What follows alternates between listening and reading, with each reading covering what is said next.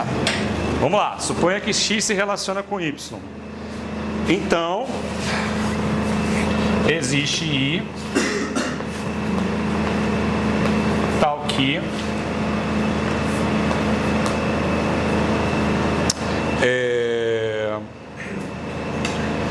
x pertence a essa classe, né? X pertence a esse PI e y pertence a esse PI. Beleza? Ora, se x se relaciona com y, então ele tem um PI, né? Pela própria definição, tal que o x e o y pertencem a ele. Beleza.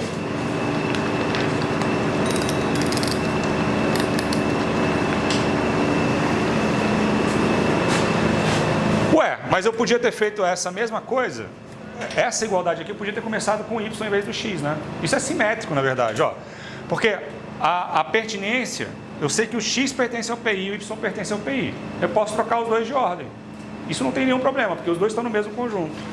Isso quer dizer, então, que o y se relaciona com o x. Por quê? Eu poderia ter feito isso aqui pela ordem contrária, daria a mesma coisa.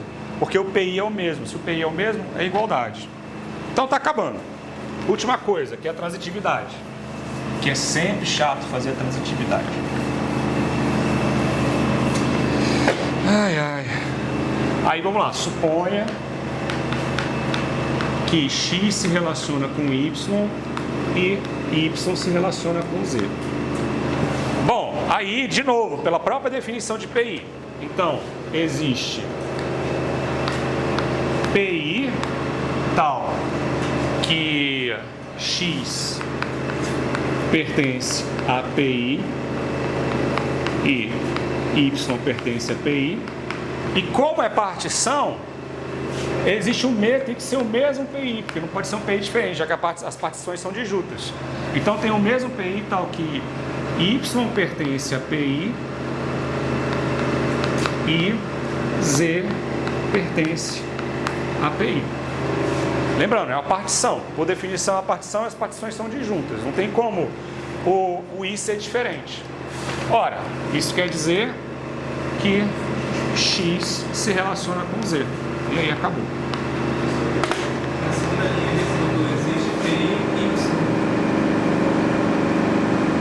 y. Tá errado. Existe PI, tá. Existe PI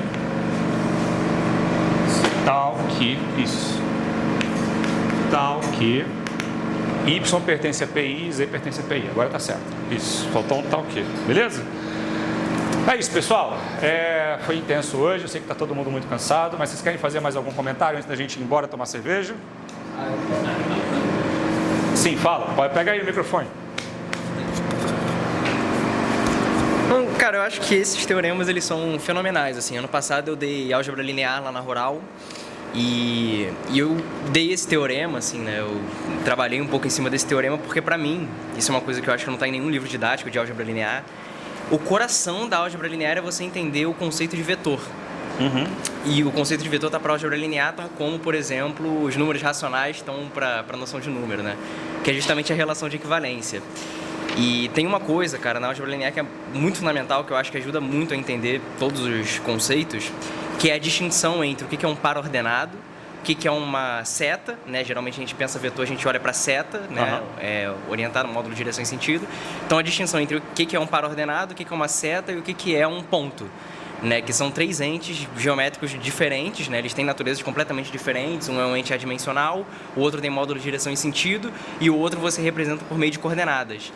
E, cara, são três objetos que na álgebra linear a gente está o tempo todo tratando os três como se fossem a mesma coisa, né? Então, tipo, acontece muito às vezes, a gente, seja um ponto do plano, aí você vai lá e desenha uma setinha. Imagina o par 3, 5, aí você vai lá e marca só o pontinho, tipo, qual é essa distinção no fundo, né? E aí o movimento do século XX de enunciar aquilo que geralmente aparece no curso de álgebra linear, que é o espaço vetorial, né? Que é uma coisa que parece abstrata e de fato é abstrata. Cara, aquele movimento é exatamente esse, é olhar para ponto, olhar para seta, olhar para par-ordenada e falar, cara, tudo bem, se você abstrair a natureza deles e ver que existe uma estrutura que a gente vai chamar de isomorfismo, é tudo a mesma coisa, né? E tá tudo no mesmo caldo. E esse é o vetor, né? Assim como o número, né? Tipo, 3 cadeiras mais 2 mesas é 5 o quê? Né? Tipo, você abstrai cadeira, abstrai mesa, você soma. 3 mais 2 é igual a 5. Então, o vetor, ele tem essa natureza na álgebra linear, de olhar quanto dá a seta 2, 5 mais o ponto 3, 1. Isso não faz sentido, mas se você abstrai a natureza porque você sabe que existe ali um isomorfismo, então você abstrai a natureza e aí sim você pode somar algebricamente. E aí sim você chama de vetor. Vetor é tudo isso. E esse é o coração da álgebra linear. Então, eu estou refletindo sobre essas coisas também, porque eu pensei sobre isso quando eu dei o curso. Porque eu falei, cara, basicamente vetor é quando você olha justamente para a classe de equivalência, né, no fundo. Então, enfim, é só isso. Mais algum comentário? Não? Então é isso, pessoal. Muito obrigado. Semana que vem a gente volta com a graça de Deus. E até mais.